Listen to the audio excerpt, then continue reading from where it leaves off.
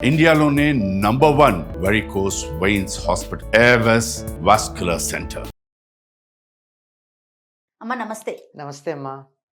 అమ్మ ప్రస్తుత కాలంలో మనం చూస్తుంటే ఉమ్, చెప్పుకోలేని రోగాలు. ఉమ్, ఓ ఇలాంటి సమస్య కూడా ఒకటి ఉంటుందా? ఉమ్, అసలు మనం ఎవరికీ చూడలేదు, మనతోనే మొదలు అనే ఇలాంటి సమస్యలు చూస్తా ఉన్నాం. అవునమ్మా. చిన్న లేదు పెద్ద లేదమ్మా, ప్రతి ఒక్కరికి రకరకాల ఆరోగ్య సమస్యలు ఉమ్, ఎందుకు వస్తున్నాయో తెలియట్లేదు. ఉమ్, ఇంకా చెప్పాలంటే క్యాన్సర్లు, ఉమ్, వీటి సంఖ్య అయితే రోజు రోజుకి పెరిగిపోతా ఉంది. అయితే కొంతమంది స్పెషలిస్టులు డాక్టర్స్ మాట్లాడినప్పుడు మనం వండుకునేది మనం తినేది ముఖ్యంగా ఆహారంతోనే కదమ్మా మన ఆరోగ్యం అంతా ఆహారం ఔషధం కూడానమ్మా. ఆ, ఆహారమే ఔషధం. ఆ, ఆ, వాటి మీదే కదా ఆధారపడి ఉంది. ఉమ్, వీటిల్లో పాత్రల విషయం చాలా చర్చనీయాంశమైందమ్మా ఈ మధ్య కాలంలో. అవునమ్మా. మనం వాడే పాత్రలను బట్టే మన ఉమ్, ఆరోగ్యం ఇమిడి ఉంటుందని. అవును. అసలు పూర్వకాలంలో మీ చిన్నప్పుడు మీ ఉమ్, ఇంట్లో ఉమ్. అమ్మ వాళ్ళ ఇంట్లో కానీ లేకపోతే మీకు పెళ్ళైపోయిన తర్వాత అత్తవారింట్లో కానీ నానమ్మ వాళ్ళ ఇంట్లో కానీ ఎలాంటి పాత్రలు వాడేవారు? మా చిన్నతనంలో ఇత్తడి గిన్నెలతో వంట చేసేవారమ్మా. మ్మ్హ్మ్. మరి ఇత్తడి గిన్నెలో పులుసు చారు పెడితే ఎట్లా? ఏం చేసేవారు? రాచిప్పలను ఉండేవి. ఆ, అవునమ్మా. రాయి తొలిచి తయారు చేసినటువంటి చిప్ప. ఆ, అయితే దానికి ఈ ఇత్తడి గిన్నె కన్నా రాచిప్ప, అసలు ఇత్తడి గిన్నెకే కొంచెం ఎక్కువ, రాచిప్పకి మరీ ఎక్కువ. ఎక్కువసేపు వండాలి. ఆ, అది వేడి అది అవ్వాలి కదా. వేడెక్కాలి. వేడెక్కిన తర్వాత అసలు ఆ రాచిప్పలో చేసినటువంటి పులుసు గాని చారు గాని ఎంత రుచిగా మా ఉంటాయో అమ్మమ్మ గారి ఇంట్లో ఉందమ్మా, ఉండేది. నాకు అలవాటు, నాకు ఆ, తెలుసు. అందులో ఉంచేస్తే 2 రోజుల వరకు కూడా పాడవదు. ఏమవ్వదు. అట్లా ఉండేవి ఉమ్, మంచి రాచిప్పలు. తర్వాత కొంతకాలానికి పగిలేవి. ఎందుకంటే అందులో ఏమీ లేకుండా పొయ్యి మీద ఉంటే మాత్రం. ఉమ్, అప్పుడు ఈ గ్యాస్ పొయ్యిలు లేవు గనక కట్టెల మీద పెడుతూ ఉండేవారు. అది నెమ్మదిగా అడుగున బొగ్గులు పిడకలు వీటితో కాలి బాగా తయారవుతూ ఉండేది. ఓకే. మరి కూరలు ఎక్కడ వేయించేవాళ్ళు ఆ, అంటే ఇనప మూకుళ్ళు ఉండేవి. ఆహా, ఇనపవి. ఆహా. ఆ ఇనప మూకుళ్ళల్లో వేయించేసుకుని తీసేసేవారు. తీసేస్తే అది మనకి ఇబ్బంది ఏమి ఉండదు. ఉమ్, మళ్ళీ తర్వాత వేరే గిన్నెలో పెట్టుకునేవారమ్మా. గిన్నెల్లో ఉన్న పెట్టేవారు, లేకపోతే అందులో ఉన్న వెంటనే ఏమవుతుందిగా ఇనప మూకుడు. అదేలే. ఇత్తడైతే కిలుము పడుతుంది కానీ ఉమ్, ఇనుము వెంటనే పాడవదు. అవును. ఆ తర్వాత దానికి గాలి సోకినప్పుడు మాత్రమే తుప్పు తయారవుతుంది. ఉమ్, ఒకవేళ తుప్పు తయారయ్యినా పెద్ద ప్రమాదం ఏం కాదు. ఉమ్, ఇప్పుడున్నంత ప్రమాదం అస్సలు ప్రమాదం కాదు. అస్సలు కాదు. అట్లా ఉండేవి. తర్వాత రాచిప్పలు పోయినాయి. ఆ పొయ్యిలు అవి తగ్గి కట్టెల పొయ్యి ఉన్నా కొంత కుంపటి బొగ్గులతో వాడకాలు ఇవి వచ్చాయి. ఉమ్, ఇవి వచ్చిన తర్వాత ఇంకా జర్మన్ సిల్వర్ వాడలేదు ఎప్పుడూను. ఇదే వాడేవాళ్ళు, స్టెయిన్లెస్ స్టీల్. అప్పుడుండే స్టెయిన్లెస్ స్టీల్కి ఇప్పటికీ తేడా ఉంది తెలుసా అమ్మా? అవునమ్మా. ఆ, ఆ, అది స్టెయిన్లెస్ స్టీల్ అంటే ఇంత మందంగా ఉండేది, చూడ్డానికి వెండిలాగా కనపడేంత బాగుండేది. ఇప్పుడు రాను రాను దాంట్లో కలిపేటటువంటి కాంబినేషన్స్లో తేడా వచ్చింది. మీరు 5-6 రోజులు వరుసగా మ్, పొయ్యి మీద పెట్టండి, అవి నల్లబడుతూ ఉంటాయి. అవును. స్టీల్వి కూడా నల్లగా కనిపిస్తా ఉన్నాయి. ఆ? స్టీల్వి కూడా ఆ, నల్లగా కనిపిస్తా ఉన్నాయి. అదే కదా. మరి ఆ స్టీల్వి, మరి స్టెయిన్లెస్ స్టీల్ అని అప్పుడు మేము వాడే వాటిల్లో ఇంత థిక్గా, ఎంతంటే మన ఇత్తడి గిన్నెలు అంత థిక్గా ఉండేవి, ఆ, హాయిగా ఉండేవి. ఉమ్, ఒకవేళ పెద్ద పెద్ద గిన్నెల్లో వండాలి వాటన్నింటికి, ఏ పెళ్ళిళ్ళకో వాటికో పెద్ద పెద్ద గిన్నెల్లో పులుసులు అవి వండాల్సి వచ్చిందనుకోండి, ఉమ్, దానికి లోపల కళాయి వేసేవారు ఇత్తడి గిన్నెకి. ఆ, అవును. ఆ కిలుమో ఏదో ఏంటంటారమ్మా? కళాయి కళాయి కళాయి అంటారు కళాయి దాన్ని. అంటారు. ఆహా. ఆ కళాయి వేయిస్తే దానివల్ల తొందరగా కిలిమెక్కేది కాదు. ఉహుం.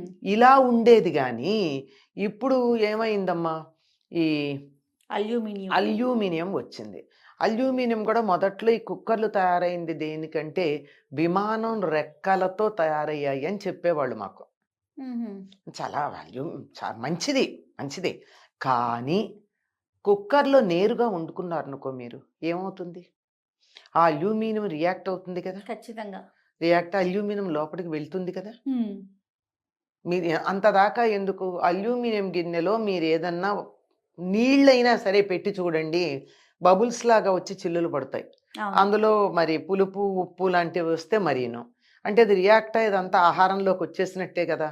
అల్యూమినియం శరీరానికి ఏమంత మంచిది కాదు, ఏమంత కదా, అస్సలు మంచిది కాదు. ఉమ్, ఒకవేళ ఇత్తడి లోపలికి వెళ్ళినా పర్వాలా, ఇనుము లోపలికి వెళ్ళినా పర్వాలేదు, ఉమ్, ఐరన్ రస్ట్ పెడితే కూడా మంచిది. అందుకే ఏం చెప్తారంటే యాపిల్ కట్ చేసి వదిలేయమంటారు. యాపిల్ కట్ చేసి వదిలేస్తే బ్రౌన్ కలర్ పైన వస్తుంది. అవును. ఆ బ్రౌన్ కలర్ వస్తే that is called rust. Okay. దాన్ని తింటే ఐరన్ బాగా వస్తుంది అని. ఓకే. అంచేత ఏం పెద్ద ప్రమాదం కాదు. ప్రమాదం ఏం కాదు. హ్మ్. కాకపోతే తోముకోవడాలు కడుక్కోవడాలు కష్టం. హ్మ్. అయితే అప్పుడు ఏం చేసేవాళ్ళంటే ఈ బియ్యం కడిగేసిన తర్వాత గిన్నెలో పెట్టాక ఆ గిన్నె చుట్టూతా ఒక్కసారి తడి చేత్తో ఇలా తుడిచి దాని మీద పొయ్యిలో ఉన్న బూడిద చల్లేవారు. హుహు. బూడిద అతుక్కుపోయేది. ఓకే. దీన్ని పొయ్యి మీద పెట్టి వండితే ఈ మాడిందంతా ఈ బూడిదకి వెళ్ళిపోయి గిన్నె ఇలా తోమేసుకుంటే ఈజీగా వచ్చేసేది. అబ్బా! ఓకే. ఎంత ఈజీ, సింపుల్‌గా అయిపోయేది. సింపుల్గా అయిపోయేది. కానీ ఇప్పుడు పొయ్యి లేదు. అమ్మ అంటే హ్మ్. నాకొక చిన్న అనుమానం. ఇప్పుడు హ్మ్. రాచిప్పలు గానీ, హ్మ్. ఇత్తడి గిన్నెలు గానీ, హ్మ్. పుల్లల పొయ్యి మీద లేతే కుంపటిలో పో కాగిన అంటే వేడైనంతగా గ్యాస్ స్టవ్ మీద అవ్వదంటారా? అవుతుంది కానీ గ్యాస్ చాలా ఖర్చు అవుతుంది. యెస్. ఓకే. గ్యాసు చాలా ఖర్చు అవుతుంది. అందువల్ల ఇప్పుడు ఇంకా తేలికైన పనులు కొన్ని కొంతమంది చెప్పారు. హ్మ్. ఇప్పుడు మీకు కుక్కర్లన్నీ మ్యాక్సిమం జర్మన్ సిల్వరే ఉన్నాయి. ఇప్పుడే ప్రెస్టీజ్‌లో స్టీల్ వస్తున్నాయి. వస్తుంది. అవును. స్టీల్ వచ్చిందమ్మ. వచ్చింది. కానీ దానికి మనం ఏం చేయొచ్చు? ఎలక్ట్రిక్ కుక్కర్ అయితే ఇంకా స్టీల్ రాలా హ్మ్. నాకు తెలిసి. అవును. ఎలక్ట్రిక్ కుక్కర్ మామూలుదే వచ్చింది. అవును. German silver. మీరెలా వండుకోవచ్చు అందులో? ఇంకొక గిన్నెలో ఇత్తడి పోసుకొని గిన్నె పెట్టుకోండి, అందులో నష్టం ఏంటి? సూపర్. హ్మ్. ఇత్తడి గిన్నె గాని స్టీల్, ఇత్తడి శ్రేష్టం. స్టీలు పర్వాలా, పర్వాలా. పర్వాలా. ఇత్తడి గిన్నె పెట్టండి ఎలక్ట్రిక్ కుక్కర్‌లో. కుక్కర్ నిండా వండాలనేముంది? అంతే. ఇంకోసారి చేసుకుందురు గాని. ఇత్తడి గిన్నె అందులో పెడితే ఆవిరి ఉడుకుతుంది. పైగా ఎలక్ట్రిక్ కుక్కర్‌లో ఒక సౌలభ్యం ఏమిటంటే గాలిపోతుంది. హ్మ్. అందువల్ల గాలి, నీరు కలిసి మీకు అన్నం ఉడుకుతోంది. అవును. అన్నమో, పప్పో. ప్రెషర్ కుక్కర్‌లో గాలి లేదు. హిందీలో చెప్తాడు ఫటాతా హ్మ్. అని. అదలా ఇలా బద్దలవుతుంది గానీ పప్పు ఉడకడం ఉండదు, బియ్యం గాని. అంచేత గాలి లేకుండా ఉడుకుతాయి గనక, ప్రెషర్‌లో ఉడుకుతాయి గనక, ఆ ప్రెషర్‌లో ఉడికింది తిని మనకు కూడా ప్రెషర్స్ వస్తున్నాయి. ఖచ్చితంగా అమ్మ. అంచేత ప్రెషర్ కుక్కర్ వాడడం అంత శ్రేయస్కరం కాదు అన్నట్టు పరిశోధనలు చెప్తున్నటువంటి మాట. హ్మ్. ఇక మరి మట్టి పాత్రల విషయం ఏంటమ్మా? మట్టి పాత్రలు కూడా పొయ్యి అవి మీరు వాడేవారా? మీకు అలవాటు ఉందా? అంటే అంటే మాకు చూసారా? మేము చూసాం. మట్టి పాత్రలు ఏంటంటే ఒకసారి అందులో అన్నం వండితే మడికి, దేవుడికి నైవేద్యం పెట్టడానికి పనికిరాదు. మళ్ళీ రేపటికి ఆహా! జాగ్రత్తగా ఉంచుకోవాలి. ఆహా! అంచేత అందులో వండేవాళ్ళు కాదు. కాతే ఎప్పుడన్నా పులుసు అవి పెట్టేవాళ్ళు. హుహు. పెట్టి అంటు కాదుగా అది పులుసు. అదే. అది పెట్టి దాన్ని వాళ్ళే కడుక్కుని మడిగా దాచుకునేవాళ్ళు. ఆహా! అది ప్రత్యేకం. ఓకే. పాలకుండలన్నీ మట్టితోనే ఉంటాయి. ఇంకోటేమిటంటే వేసవికాలం రాంగానే హ్మ్. పిల్లలకి మట్టి కుండలో అన్నం వండి, దాన్ని కొయ్య తడ్డుతో మాత్రమే తిప్పి పిల్లలకి పెట్టేవాళ్ళం. చలవ. లోపల ఉన్న వేడి కాస్త పోతుంది. ఓహ్! తప్పనిసరిగా ఆ!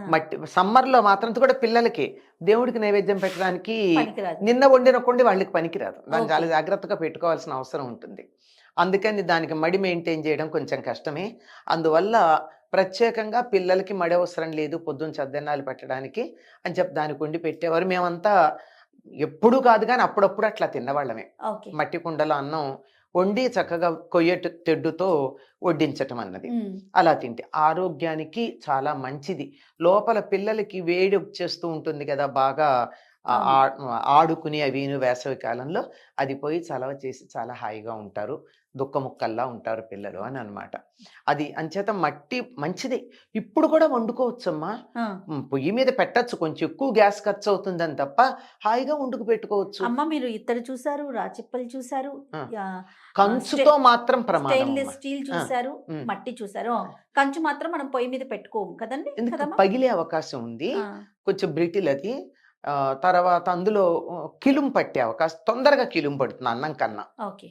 ఇత్తడి కన్నా తొందరగా కిలుం పడుతుంది. అందుకని వాడరు. అప్పటి ఆరోగ్య సమస్యలు మీకు తెలుసు. హ్మ్. ప్రెజెంట్ జనరేషన్ ఇప్పుడు వాడుతున్న పాత్రల్ని చూస్తా ఉన్నారు. హ్మ్. ఎక్కువగా అల్యూమినియంలోకే వెళ్ళిపోతున్నాం. అవును. ఇప్పుడున్న ఆరోగ్య సమస్యలను కూడా చూస్తా ఉన్నారు. దానివల్ల ఇప్పుడు మాకు అప్పట్లో మేము విన్నదేంటంటే అల్యూమినియం లోపలికి వెళ్ళంగానే వచ్చేది మొట్టమొదటిది మోకాళ్ళ నొప్పులు. హుహు.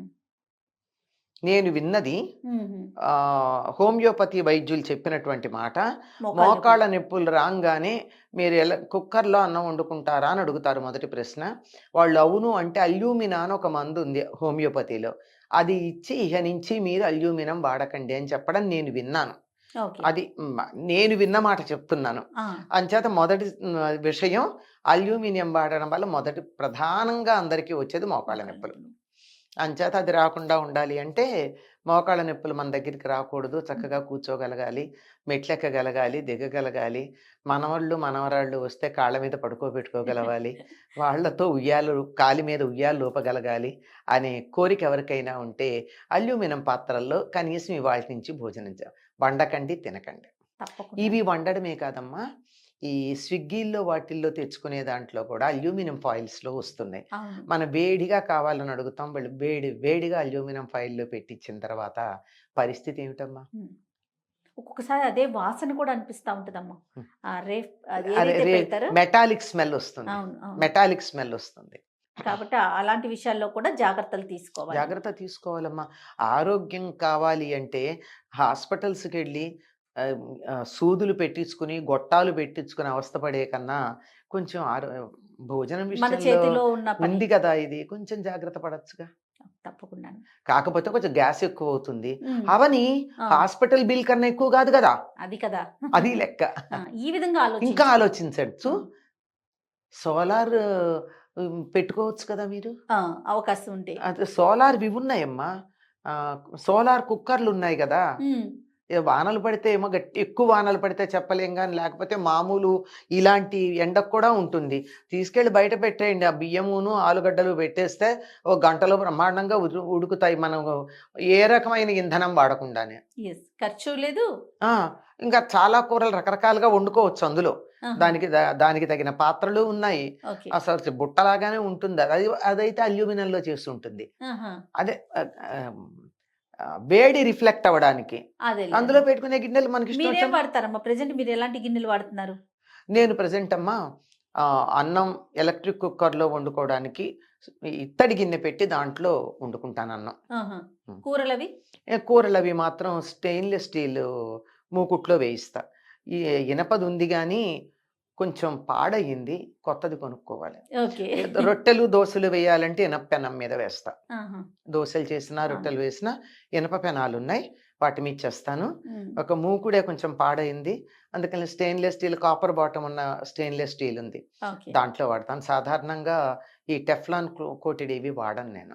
ఇవి ఇవి కూడా డేంజర్ కదా. చాలా టెఫ్లాన్ భయంకరం. అనేవి అసలుకి టెఫ్లాన్ కోటెడ్ సిల్వర్ స్టన్ ఏదో ఉందమ్మా, మ్హూ. అది యాక్చువల్గా అదొక రకమైన స్టోన్ తో తయారు చేసింది, మ్హూ. అది వాడచ్చు. ఓకే. ఆప్షన్స్ ఉన్నాయమ్మా. మీరు అన్నట్లుగా మనం కొంచెం సెర్చ్ చేసి కాస్త దృష్టి పెడితే ₹1 కొనేటప్పుడు ఎక్కువ అయి ఉండొచ్చు. కానీ అసలు విషయం ఏంటంటే కొత్తది వచ్చిందంటే మనం కొనేసుకోవాలనుకుంటాం, దాని మంచి చెడుల గురించి ఆలోచించట్లా. అవును. ఒక్కసారి అది కూడా మనము ఆలోచిద్దాము, దీనివల్ల మేలా హాని అని ఆలోచించి అప్పుడు తీసుకుందాము. అయినా అంత తొందరగా షిఫ్ట్ అయిపోవాల్సిన అవసరం ఏముంది? ఉమ్. మనకి పురాతనంగా వస్తా ఉన్నాయి ఉమ్. కదా మనకి, ఉమ్. వాటిల్లోకి వెళ్తే చాలా మంచిది అంటారు. అది కూడా చెప్తారు, నెమ్మదిగా ఉడికినటువంటి దానికి ఉండే ఆహారపు విలువ హడావుడిగా ఉడికిన దానికి ఉండదు. అవును. 6 నెలల పంటగా వరి తిన్నంత కాలం ఎక్కువ కాలం బతికాము, 3 నెలల పంటలు వేయడం మొదలెట్టాక ఆయుర్దాయం తగ్గుతోంది. అంతే ఏదైనా. దేనికదే. అంతే. అదే. రైట్ అమ్మా. తగిన జాగ్రత్తలు తీసుకోవటం చాలా అవసరం. చాలా అవసరం అమ్మా. నమస్తే. నమస్తే.